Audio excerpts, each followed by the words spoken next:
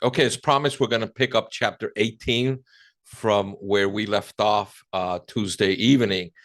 And we're going to talk about the rise of mass consumption. So, at the same time that the cities are growing, New York City, Chicago, and so forth are growing, it's also a period where the economy is growing rapidly as well.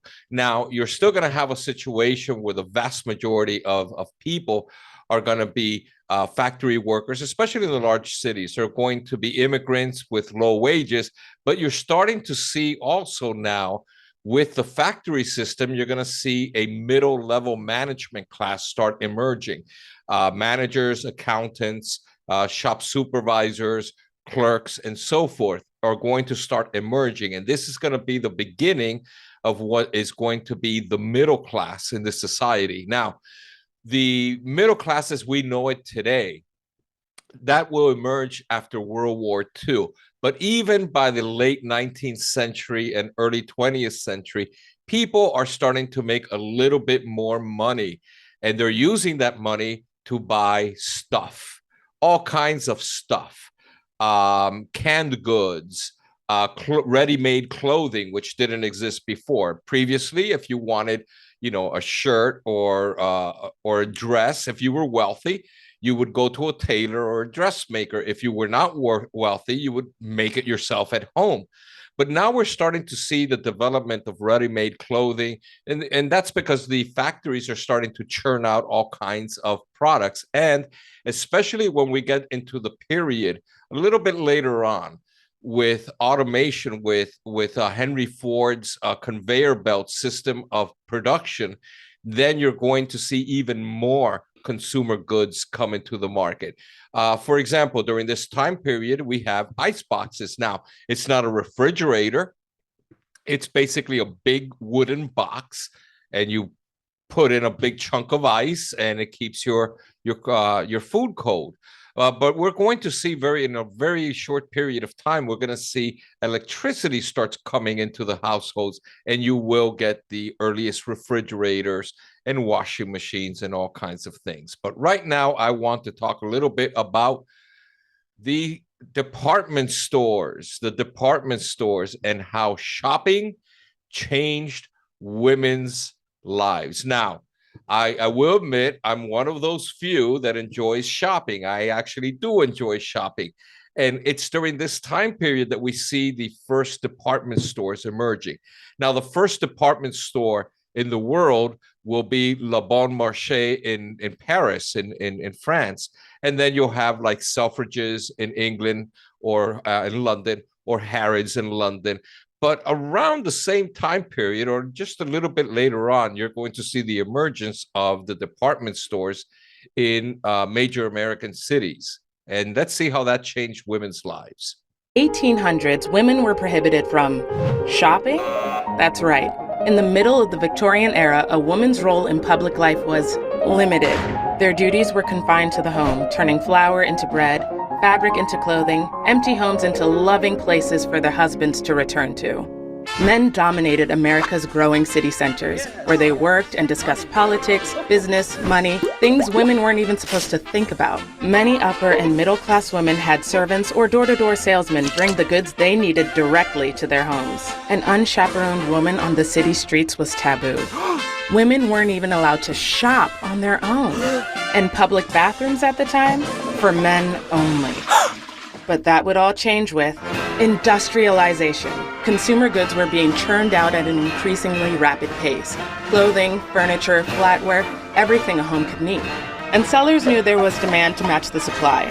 So they set out to create a place where it was socially acceptable for women to shop, and more importantly, spend time outside of the house on their own. Behold, the department store.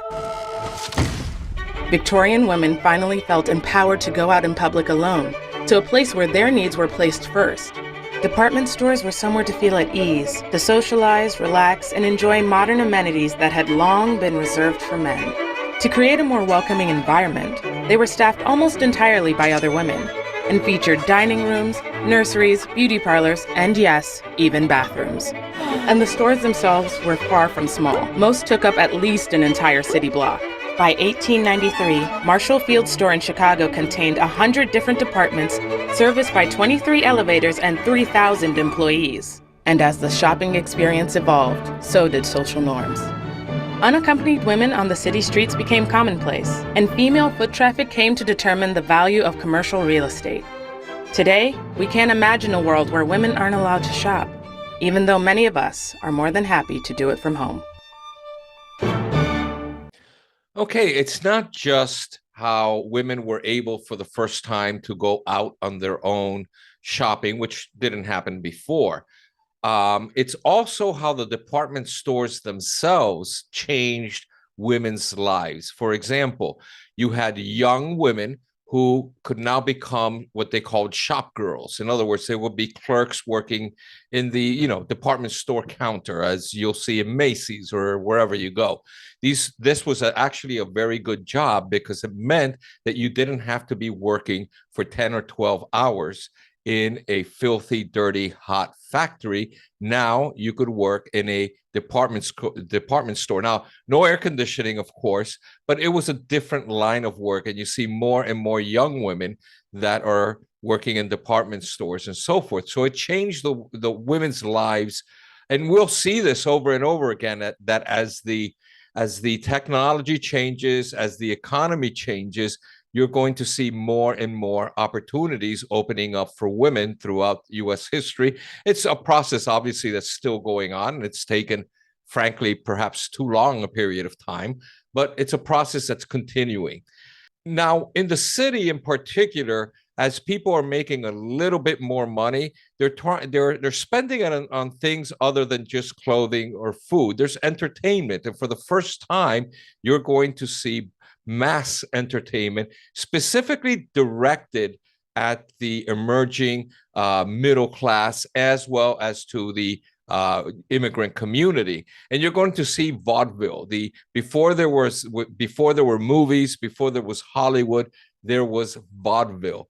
So let's take a quick look at what vaudeville looked like, what it was, and how it impacted the lives, especially of the new immigrants.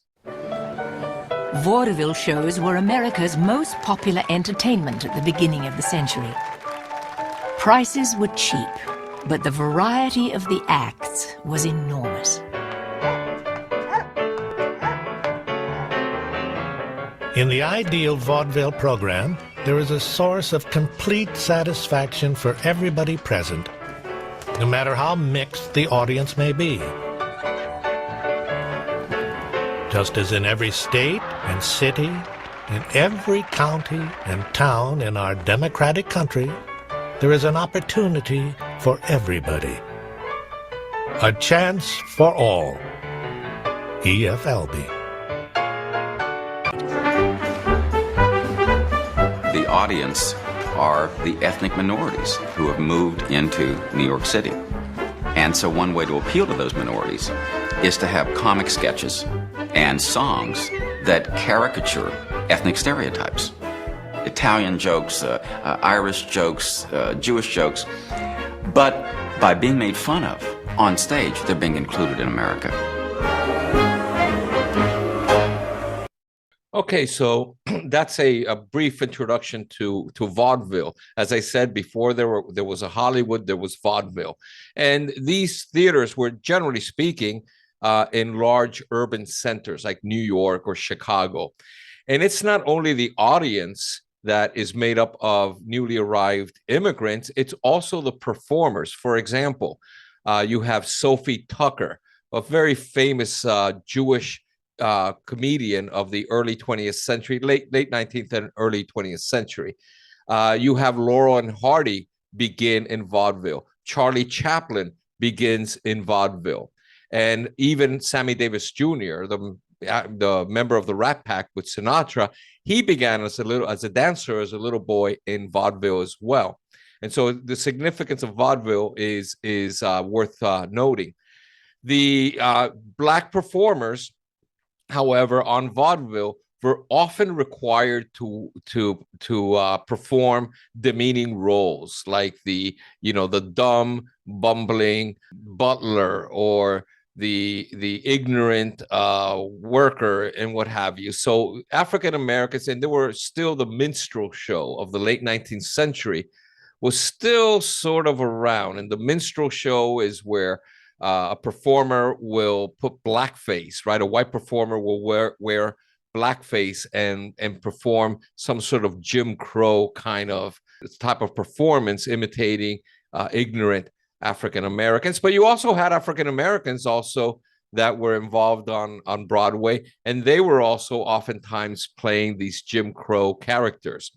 And then you have Coney Island. So there was the first amusement park, opens up in New York City, Coney Island on the beach, and you have all these lower middle class and working class individuals that on the weekend, if they have a little bit of time, they will take the family out to Coney Island to go to the beach or to see ride some of the rides that were available in Coney Island.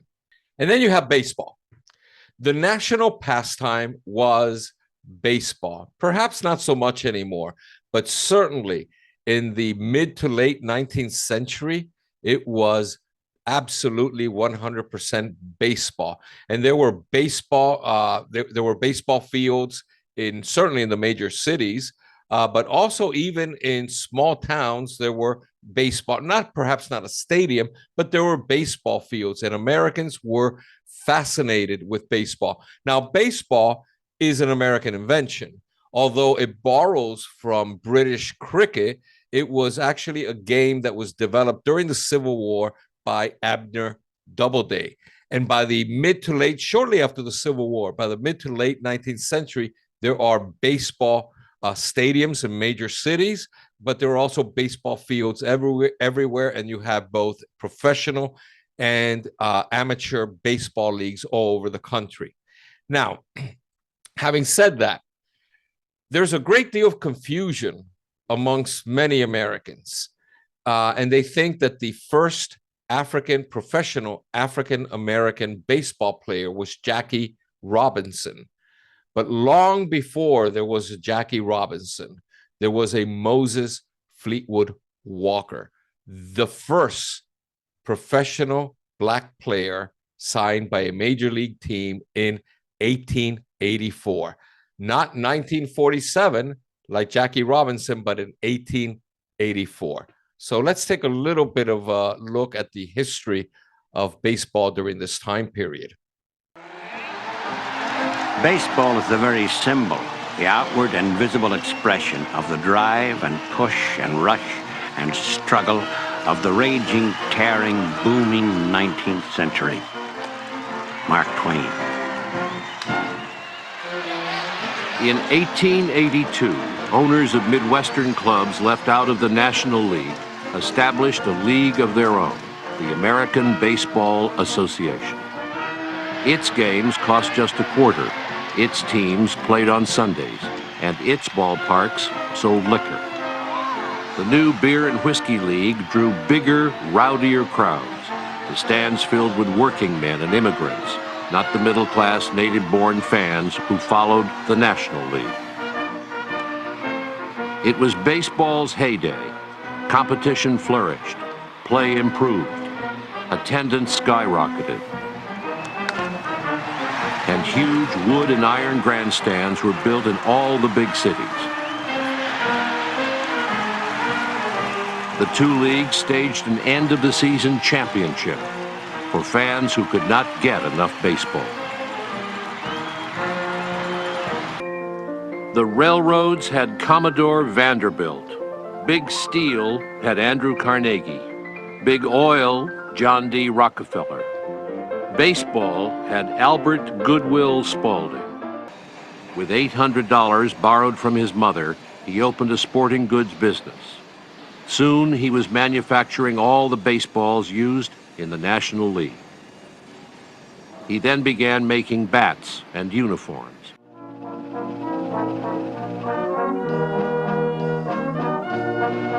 Like other captains of industry, Spaulding crushed or bought out his competitors, becoming the largest sporting goods manufacturer in the country. Spaulding Sporting Goods, its proprietor said, is converting all America to the gospel of exercise. If anywhere in this world the social barriers are broken down, it is on the ball field. There, many men of low birth and poor breeding are the idols of the rich and cultured. The best man is he who plays best. In view of these facts, the objection to colored men is ridiculous. If social distinctions are to be made, half the players in the country will be shut out. Better make character and personal habits the test. Newark Call.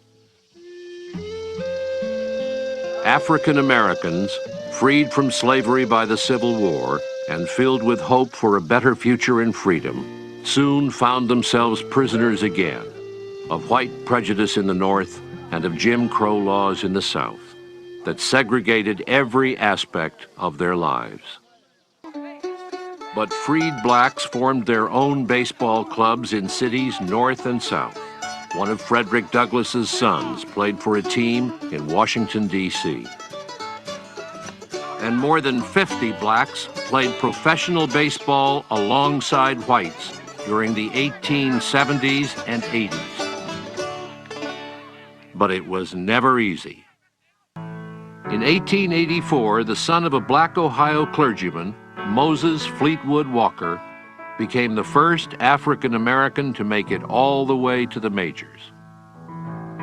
Walker joined the Toledo Blue Stockings of the American Association as a catcher and immediately ran into a wall of bigotry. The Irish pitcher, Tony Mullane, ignored Walker's signals because he said he wouldn't take orders from a black man. Cap Anson himself tried to have Walker ejected from an exhibition game, threatening not to play if they didn't get that nigger off the field. Anson only backed down when he realized he'd forfeit his pay if he really did walk out. At one game, the Toledo manager received a letter said to be from 75 determined men who threatened to mob Fleet Walker if he dared make an appearance. Walker kept playing. 1887 signaled the beginning of the end for black Americans in organized white baseball. When it seemed likely that the New York Giants would hire the black pitcher, George Stovey, Cap Anson made it clear that neither he nor any of his white stockings would ever play a team on which blacks were welcome. Rather than face a revolt by Anson and other white players, the National League owners made a gentleman's agreement to sign no more blacks. The minor leagues followed suit, formally declaring that black players would no longer be welcome. Almost overnight, Moses Fleetwood Walker and all the other black players disappeared from organized white baseball. A few years later, the United States Supreme Court itself would rule that racial segregation was legal everywhere. It would be 60 years before another black man played in the major leagues. So it was Moses Fleetwood Walker and not Jackie Robinson who was the first African-American baseball player to be signed by a professional baseball league. Now, moving on to yellow journalism. One of the things that developed during this time period as well is in terms of communication. And when we talk about communication during this time period, we are essentially talking about newspapers. The newspaper industry during this time period is dominated by two men, Joseph Pulitzer and William Randolph Hearst. Between the two of them, they own over 90% of the newspapers in the country. And as you can imagine, if you own 90% of the newspapers in the country, you essentially own 90% of the news in the country. And one of the ways by which the newspaper industry was changed by these two men is something that we call yellow journalism. So let me show you here. Let me amplify, let me magnify this particular cartoon here. This is a cartoon that appeared in the New York Journal in 1897. It's called the Yellow Kid. This is the Yellow Kid. It's a political cartoon, very much local to New York City, and it has to do with New York City politics and so forth. But the term yellow journalism gets its name from this particular cartoon of the Yellow Kid. But that's not all that's associated with yellow journalism. You also see the type of stories that Joseph Pulitzer and William Randolph Hearst are publishing are sensationalist stories. Think along the lines of something like the National Review. It's these huge headlines, exaggerated with lots of exclamation points, and very urgent and dramatic. That is the type of journalism that we call yellow journalism. And it's a very much a sensationalist style of journalism, but the people love it. The people love it. Then you get the development of the telephone. By 1876, Alexander Graham Bell had developed the telephone, a very rudimentary working model of a telephone. But by 1878, it's catching on. And obviously first with the wealthiest Americans are installing telephones in their homes. What we're looking at here, let me magnify this a little bit too. What we're looking at here is what's called a switchboard, or what was called a switchboard operator. Now, today, obviously, we're used to, today, pretty much nobody has a landline anymore. Everybody basically functions off of their cell phone. But back in the day, at the very beginning of the telephone technology, we're talking 1880s, 1890s, you would just pick up a handheld phone, right, a landline, and there were no numbers to dial, nothing like that. A woman would come out at the other end of the line, a switchboard operator, and ask you whom you wanted to speak to, and then she would take that wire that you see there and plug it into another little slot there that had your telephone number, and she would connect the two individuals, and that would be the very early telephone. Universal schooling becomes compulsory in 1900, requiring 31 states, as a matter of fact, were requiring universal public schooling, at least through the 6th grade. And then in rural areas, however, there were very few teachers that would go to rural areas. And so the rural areas were beginning to be left behind by the industrialized urban cities in terms of education, in terms of public funding for education, and in many other ways. And this will last for a very long time. This will last for a very long time.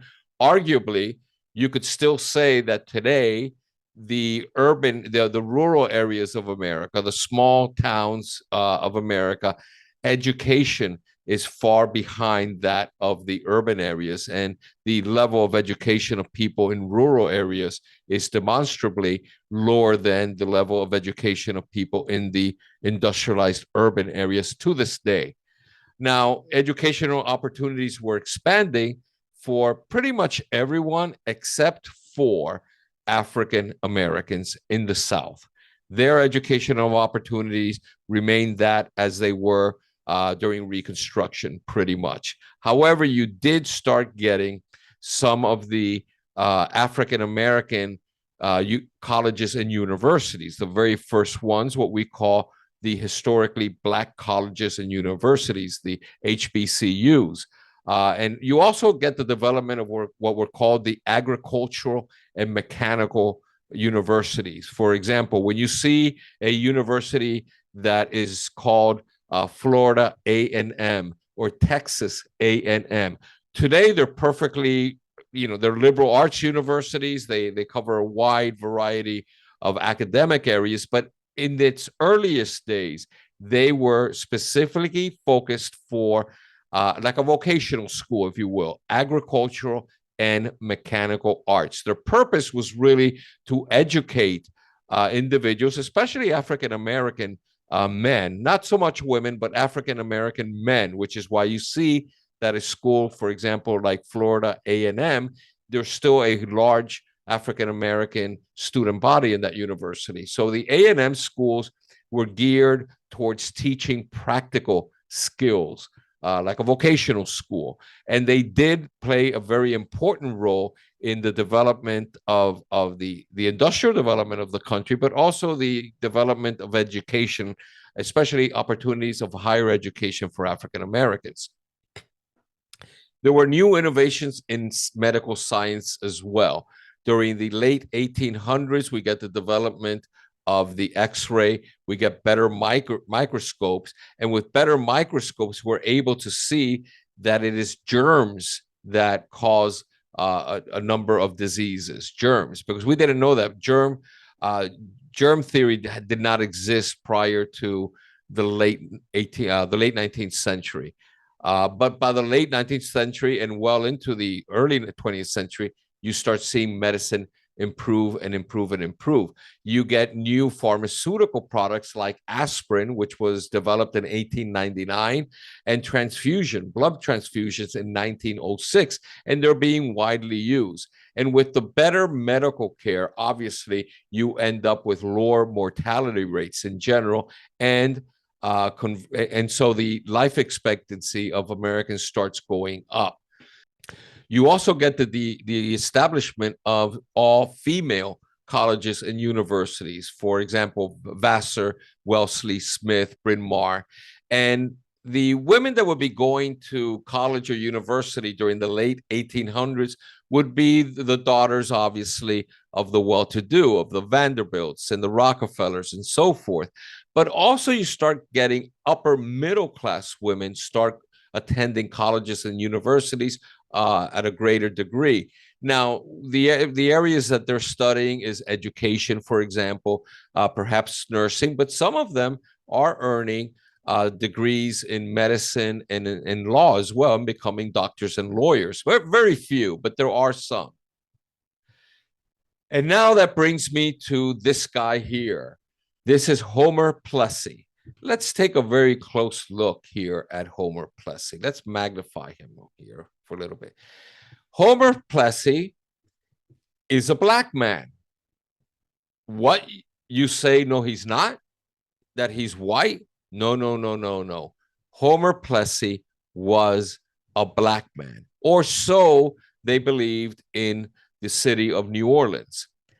The case of Plessy versus Ferguson is a landmark Supreme Court case that is very, very important in this country. And here's how this played out. Homer Plessy was what was considered at the time in New Orleans society as an octoroon. So he was 1/8 black, 7/8 white. But due to the so-called one-drop rule, the one-drop rule basically said if you have a single drop, one drop of black blood, you are black. And so at the time in New Orleans, the streetcars were separated by race. So there were streetcars for whites and streetcars for blacks. And Homer figures, what the hell? I'm white, or at least I can pass for white. Let me get on the white streetcar. And he does. He is stopped and he is arrested. It turns out that somebody on the streetcar knew him and knew that he was an octoroon.